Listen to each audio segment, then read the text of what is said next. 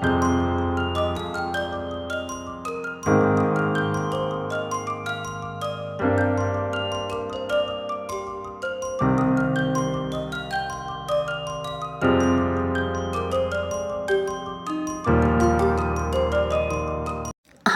Hello ನಮಸ್ಕಾರ ರೀ ಎಲ್ಲರೂ ಹೆಂಗದಿರಿ ಆರಾಮದಿರಿ ಅನ್ಕೋತೀನಿ. Welcome to my channel. ನಾನು ದೀಪಾ. ಸಂವಿಧಾನ ಶಿಲ್ಪಿ ಭಾರತ ರತ್ನ BR ಅಂಬೇಡ್ಕರ್ ಅವರ ಜಯಂತಿ ಐತಿ ಇವತ್ತು. ಅದಕ್ಕೆ ನಾವು ಜಯಂತಿಗೆಲ್ಲ ಹೊಂಟಿದ್ವಿ. ಫಸ್ಟಿಗೆ ಬೆಳಗ್ಗೆ ಎದ್ದ ತಕ್ಷಣ ಇಸ್ತ್ರಿ ಹೊಡೆಯೋದಿತ್ತು. ವೈಟ್ ಡ್ರೆಸ್ ಎಲ್ಲ ಹಾಕೊಂಡು ಹೋಗ್ಬೇಕಲ್ಲ, ಅದಕ್ಕೆ ಇಸ್ತ್ರಿ ಎಲ್ಲ ಮಾಡ್ಕೋಬೇಕಿತ್ತು. ರಾತ್ರಿ ಮಾಡ್ಕೊಳಕ್ಕಾಗಲಿಲ್ಲ, ಅದಕ್ಕೆ ಎಲ್ಲ ಇಸ್ತ್ರಿ ಎಲ್ಲನೂ ಮಾಡಿದೆ. ಶರ್ಟ್ ಹಾಗೆ ಟಾಪ್ಸ್ ಎಲ್ಲನೂ ಇಸ್ತ್ರಿ ಮಾಡಿ ಅಲ್ಲೆಲ್ಲ ಫಂಕ್ಷನ್ಗೆ ಜಲ್ದಿನೇ ಹೋಗ್ಬೇಕಾಗಿತ್ತು ನಾವು. ಅದಕ್ಕೆ ರೆಡಿ ಆಗಬೇಕು. ಈಗ ಮೊದಲು ನನ್ನ ಮಗಳಿಗೆ ಎಲ್ಲ ರೆಡಿ ಮಾಡತ್ತೀನಿ. ಡ್ರೆಸ್ ಎಲ್ಲ ಹಾಕ್ಕೊಂಡಿದ್ಲು, ತಲೆ ಎಲ್ಲ ಹೆಕ್ಬಿಟ್ಟು ಅವಳನ್ನು ಕಳಿಸ್ಬಿಟ್ಟು ಆಮೇಲೆ ನಾವು ಹೋಗಬೇಕು. ಅವಳು ಬಸ್ಸಲ್ಲಿ ಹೋಗ್ತಾಳೆ, ನಾ ಬೈಕ್ ಮೇಲೆ ಹೋಗ್ತೀನಿ. ಅದಕ್ಕೆ ಅವಳು ರೆಡಿ ಆಗತ್ತಾಳೀಗ. ವೈಟ್ ಟಿ ಶರ್ಟ್ ಮತ್ತು ಅಂಬೇಡ್ಕರ್ ಅವರ ಕೋಟ್ ಹಾಕೋತಿದ್ಲು. ಅಂಬೇಡ್ಕರ್ ಅವರ ಸಾಧನೆಗಳು, ಕೊಡುಗೆಗಳು ಭಾಳಷ್ಟು ಐತಿ. ಅದನ್ನು ಹೇಳಕತ್ರ ಒಂದಿನ ಪೂರ್ತಿ ಸಾಲೋದಿಲ್ಲ. ಆದರೂ ಎಷ್ಟೋ ಜನ ಅಂಬೇಡ್ಕರ್ನ ದ್ವೇಷಿಸ್ತಾರೆ, ಯಾಕಂತ ನನಗೂ ಗೊತ್ತಿಲ್ಲ. ಏನೇ ಇರಲಿ, ನಾವಂತರೂ ಪಕ್ಕಾ ಅಭಿಮಾನಿಗಳಿದ್ವಿ. ನಾವು ಇಷ್ಟೊಂದು ಖುಷಿಯಾಗಿ ಸಂತೋಷದಿಂದ ಬದುಕಾತಿದ್ವಿ ಅಂದ್ರೆ ಅವ್ರು ಕೊಟ್ಟ ಭಿಕ್ಷೆ ಐತಿ. ಇಲ್ಲಾಂದ್ರೆ ನಾವು ಇಷ್ಟು ಸ್ವತಂತ್ರವಾಗಿ ಬದುಕೋಕೆ ಸಾಧ್ಯನೇ ಆಗ್ತಿರ್ಲಿಲ್ಲ. ಎಲ್ಲ ಹೆಣ್ಮಕ್ಳು ದಿನಾನೂ ಅವ್ರನ್ನ ನೆನಪಿಸ್ಕೋಬೇಕು, ಅಂಥ ಕೊಡುಗೆಗಳನ್ನ ಕೊಟ್ಟಾರ. ಈಗ ನಾನು ರೆಡಿ ಆಗತ್ತೀನಿ. ನನ್ನ ಮಗಳಿಗೆ ರೆಡಿ ಮಾಡಿ ನಮ್ಮ ಮಮ್ಮಿ ಜೊತೆ ಕಳಿಸ್ದೆ. ಈಗ ನಾನು ರೆಡಿ ಆಗಬೇಕು. ತಲೆಯೆಲ್ಲ ತೊಳ್ಕೊಂಡು ವೈಟ್ ಡ್ರೆಸ್ ಹಾಕ್ಕೊಂಡು ಈಗ ಸ್ವಲ್ಪ ಕೂದಲೆಲ್ಲ ಆರಿಸ್ಕೊಂಡು ರೆಡಿಯಾಗಿ ಹೋಗ್ತೀನಿ. ಜಾಸ್ತಿ ನಾನು ಎಲ್ಲಿ ಹೊರಗಡೆ ಹೋಗೋದಿಲ್ಲ. ಆದರೆ ಇವತ್ತು ಜಯಂತಿ ಐತಂತೇಳಿ ಹೋಗಲೇಬೇಕು ಅಂಥೇಳಿ ರೆಡಿಯಾಗಿ ಹೊಂಟೀನಿ. ಈ ಥರ ಎಲ್ಲರೂ ವೈಟ್ ಡ್ರೆಸ್ ಹಾಕ್ಕೊಂಡು ಹೋಗೋದೇ ಒಂದು ದೊಡ್ಡ ಅಭಿಮಾನ ನೋಡ್ರಿ. ನಾನು ಯಾವುದು ಜಾತ್ರೆ ಯಾವುದಕ್ಕೂ ಹೋಗೋದಿಲ್ಲ. ಆದ್ರೆ ಅಂಬೇಡ್ಕರ್ ಅವರ ಜಯಂತಿ ಅಂದ್ರೆ ಹೋಗಲೇಬೇಕು ಅನ್ನಿಸ್ತು. ಅದಕ್ಕೆ ಹೊಂಟೀನಿ ಈಗ.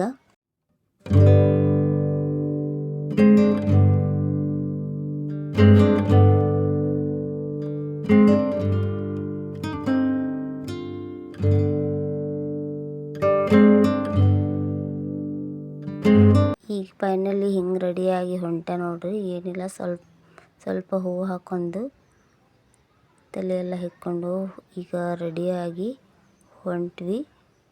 ಲೇಟ್ ಆಗತ್ತಿತ್ತು. ಅದಕ್ಕೆ ನಮ್ಮ ಮಮ್ಮಿನೂ ಫೋನ್ ಹಚ್ಚಾತಿದ್ರು, ಬರ್ರಿ ಅಂತ ಹೇಳಿ. ಅದಕ್ಕೆ ಈಗ ಬೈಕ್ ಮೇಲೆ ಜಲ್ದಿನೇ ಹೋಗಬೇಕು. ನಾವು ಹೋಗೋಷ್ಟರಲ್ಲಿ ನಾಷ್ಟ ಎಲ್ಲನೂ ಮಾಡಿದ್ರು. ನಾವು ಹೋಗಿಬಿಟ್ಟು ನಾಷ್ಟ ಎಲ್ಲ ಮಾಡಿ ಎಲ್ಲ ಬ್ಲೂ ಕಲರ್ದು ರುಮಾಲ್ ಸುತ್ತಾತಿದ್ರು. ಎಲ್ಲರೂ ಸುತ್ಕೊಂಡಾರ ನೋಡ್ರಿ. ಈ ಥರ ಸುತ್ಕೊಂಡಿದ್ರು. ನಾನು ಸುತ್ಕೋಬೇಕು ಅಂದೆ, ಆದರೆ ಲೇಟಾಗಿ ಹೋಗಿತ್ತು. ಅದಕ್ಕೆ ಸುತ್ಕೊಳ್ಳೋಕ್ಕಾಗಲಿಲ್ಲ. ಅಷ್ಟೊತ್ತಿಗೆಲ್ಲ ರೆಡಿಯಾಗಿ ಮೆರವಣಿಗೆ ಹೋಗೋಕೆ ಎಲ್ಲ ರೆಡಿಯಾಗಿ ಹೊಂಟಿದ್ರು. ಗೊಂಬೆಗಳೆಲ್ಲ ತರಿಸಿದ್ರು, ಡೊಳ್ಳು ತರಿಸಿದ್ರು. ಹಾಗೆ ಸಿಕ್ಕಾಪಟ್ಟೆ ಪೊಲೀಸ್ ಇದ್ದರು. ಇಂಥ ದೊಡ್ಡ ಫಂಕ್ಷನ್ಗೆ ಹೋಗ್ಬೇಕಂದ್ರೆ ಪುಣ್ಯ ಮಾಡಿರಬೇಕು. ಹಾಗೆ ಬಿಜಾಪುರ ಜಿಲ್ಲೆಯೊಳಗೆ ಎಲ್ಲ ಜನನೂ ಬಂದಿದ್ದರು.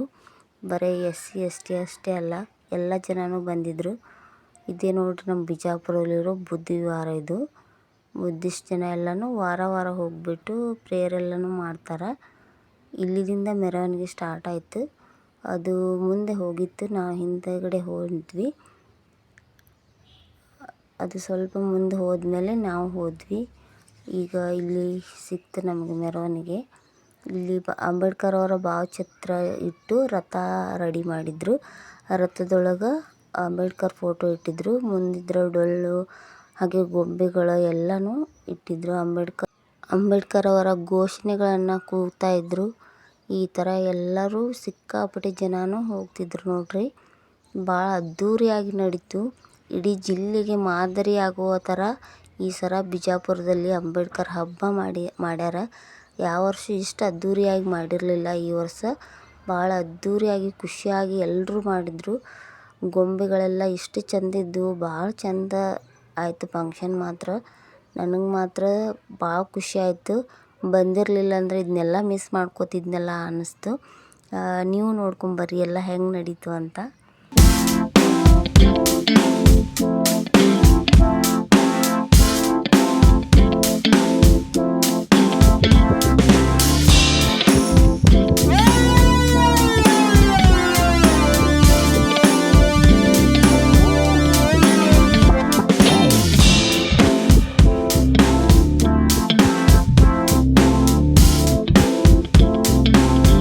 ಬಿಜಾಪುರ ಒಳಗಂತೂ ಸಿಕ್ಕಾಪಟ್ಟೆ ಬಿಸಿಲಿತ್ತು ನೋಡ್ರಿ. ಆದರೂ ಅದೇ ಬಿಸಿಲೊಳಗೆ ಎಲ್ಲರೂ ನಡ್ಕೊಂಡು ಬಂದರು. ಸಿಕ್ಕಾಪಟ್ಟೆ ಬಿಸಿಲೆಲ್ಲನೂ ಹತ್ತಿತ್ತು. ನಾನು ನೆರಳಲ್ಲಿ ನಿಂತ್ಕೊಂಡಿದ್ದೆ. ಈಗ ಬುಧವಾರದಿಂದ ಅಂಬೇಡ್ಕರ್ ಸರ್ಕಲ್ಗೆ ಬರಬೇಕಿತ್ತು. ಅದಕ್ಕೆ ಬುಧವಾರದಿಂದ ಭಾಳ ದೂರ ಆಕ್ಕದ. ಆದ್ರೂ ಎಲ್ಲ ನಡ್ಕೊಂಡು ಬಂದರು.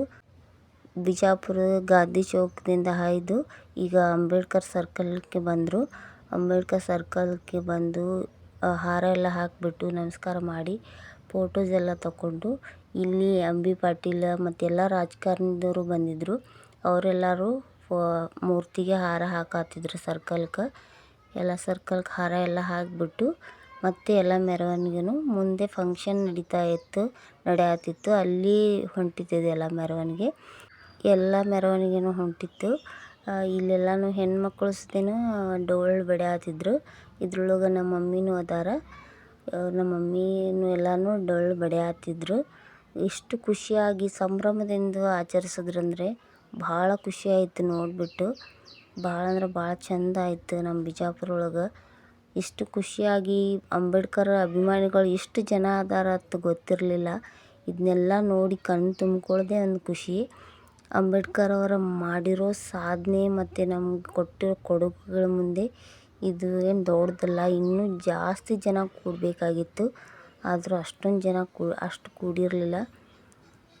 ಎಲ್ಲರಿಗೂ ಅವ್ರ ಬೆಲೆ ಯಾವಾಗ ಗೊತ್ತಾಗುತ್ತೋ ಗೊತ್ತಿಲ್ಲ. ಇಲ್ಲೆಲ್ಲ ಗೊಂಬೆಗಳಿತ್ತು. ಅವೆಲ್ಲದ್ರ ಮುಂದೆಲ್ಲನೂ ಫೋಟೋಸ್ ಒಂದಿಟ್ಟು ತಕ್ಕೊಂಡ್ವಿ.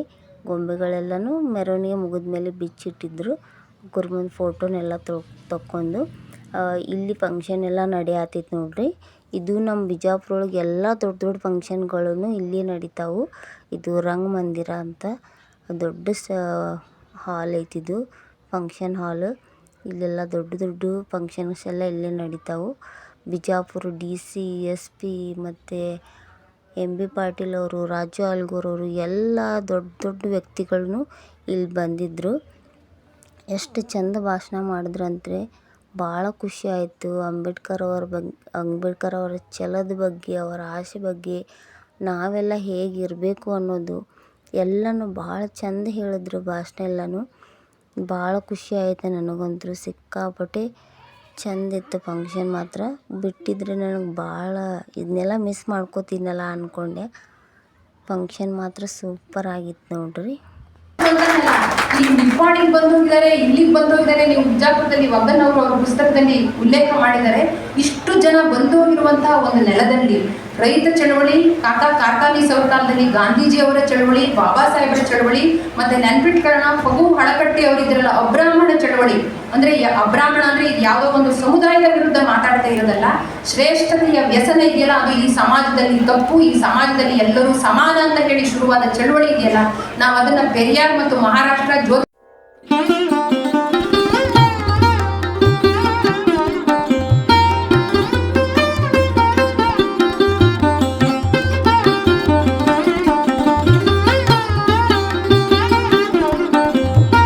ಫಂಕ್ಷನ್ ಎಲ್ಲ ಮುಗಿಸ್ಕೊಂಡು ಹೊರಗಡೆ ಬಂದ್ವಿ. ಫಂಕ್ಷನ್ ಮಾತ್ರ ಸೂಪರ್ ಆಗಿತ್ತು. ಇಲ್ಲಿ ರಕ್ತದಾನ ಶಿಬಿರ ಇಟ್ಟಿದ್ರು ಮತ್ತು ಬುಕ್ಗಳ ಅಂಗಡಿ ಇಟ್ಟಿದ್ರು. ಅಂಬೇಡ್ಕರ್ ಅವರ ಎಲ್ಲ ಬುಕ್ಗಳನ್ನು ಇಲ್ಲಿದ್ವು. ಇಲ್ಲಿ ಎಲ್ಲನೂ ನೋಡಿಬಿಟ್ಟು ಈ ಫಂಕ್ಷನ್ ಹಾಲ್ ಎದುರುಗಡೆನೆ ಮತ್ತು ಪುಸ್ತಕ ಮೇಳ ಅಂತ ಇತ್ತು. ಇದು 4 ದಿನದ ಹಿಂದೆಯೇ ಸ್ಟಾರ್ಟ್ ಆಗಿತ್ತು. ನಮ್ಮ ಬಿಜಾಪುರ ಒಳಗಂತೂ 4 ದಿನದ ಹಿಂದೆಯೇ ಅಂಬೇಡ್ಕರ್ ಹಬ್ಬನೇ ಶುರುವಾಗಿತ್ತು. ಇಲ್ಲಿ ಎಲ್ಲ ಥರದ ಅಂಬೇಡ್ಕರ್ ಬುಕ್ಗಳಿದ್ದು, ಎಲ್ಲ ಬುಕ್ಗಳು ಇದ್ದು ಮತ್ತು ಕಡಿಮೆ ರೇಟ್ ಒಳಗೂ ಇತ್ತು. ಅದಕ್ಕೆ ನಾನು ಬುಕ್ಸ್ ನೋಡಬೇಕು ಅಂತ ಅದಕ್ಕೆ ಎಲ್ಲ ಹುಡ್ಕಾಡತ್ತಿದ್ದೆ. ಈ ಬುಕ್ ತೊಗೋಬೇಕಂತ ಭಾಳ ದಿನದಿಂದ ಆಸೆ ಇತ್ತು, ಹೇಳಿ ಹೋಗೋ ಕಾರಣ. ಅದಕ್ಕೆ ಇದನ್ನು ನೋಡ್ತಾ ಇದ್ದೆ. ಆನ್ಲೈನೊಳಗೆಲ್ಲ ಹುಡುಕಿದೆ, ಆದರೆ ಜಾಸ್ತಿ ರೇಟ್ ಇತ್ತು. ಅದಕ್ಕೆ ಇಲ್ಲಿ ಕಡಿಮೆ ಒಳಗೆ ಕೊಟ್ಟರು, ತೊಗೊಂಡೆ. ಹಾಗೆ ಎಲ್ಲ ಅಂಬೇಡ್ಕರ್ ಬುಕ್ಸ್ನ ನೋಡ್ತಾ ಇದ್ದೆ. ನಾನು ನೋಡತ್ತಿದ್ದೆ. ಒಂದು 2-3 ಬುಕ್ಕನ್ನು ನಾನು ತೊಗೊಂಡೆ. ಭಾಳ ಅಂದ್ರೆ ಭಾಳ ಚೆಂದಿದ್ದು ಬುಕ್ಕ ಎಲ್ಲನೂ. ಒಂದು ಜ್ಞಾನ ಭಂಡಾರನೇ ಬಂದಿತ್ತಲ್ಲಿ. ಅದೆಲ್ಲನೂ ತೊಗೊಂಡ್ಬಿಟ್ಟು ಇದು ಒಂದು ದರ್ಬಾರ್ ಹೈಸ್ಕೂಲ್ ಗ್ರೌಂಡ್ ಐತಿ, ಅಲ್ಲಿ ಪುಸ್ತಕ ಮೇಳ ಹಾಕಿದ್ರು. ನಮ್ಮ ಮಮ್ಮಿಯರೆಲ್ಲ ಈ ಥರ ಫೋಟೋಸ್ ಎಲ್ಲ ತಕ್ಕೊಂಡಿದ್ರು. ಬುಕ್ ಎಲ್ಲ ತೊಗೊಂಡು ಮತ್ತು ಎಲ್ಲ ಫೋಟೋಸ್ ಎಲ್ಲ ತಕ್ಕೊಂಡು ಆಮೇಲೆ ಮನೆಗೆ ಬಂದ್ವಿ. ಮನೆಗೆ ಬಂದು ಬೆಳಗ್ಗೆ ಪೂಜೆ ಮಾಡಿರಲಿಲ್ಲ ನಾನು. ಅದಕ್ಕೆ ಅಂಬೇಡ್ಕರ್ದ ಪೂಜೆ ಎಲ್ಲನೂ ಹಾರ ಹಾಕಿಬಿಟ್ಟು ಸಿಂಪಲ್ಲಾಗಿ ಪೂಜೆ ಮಾಡಿ ಸಿಕ್ಕಾಪಟ್ಟೆ ತಲೆನೋವು ಹೋಗ್ತಾಯಿತ್ತು ನನಗಂತೂ.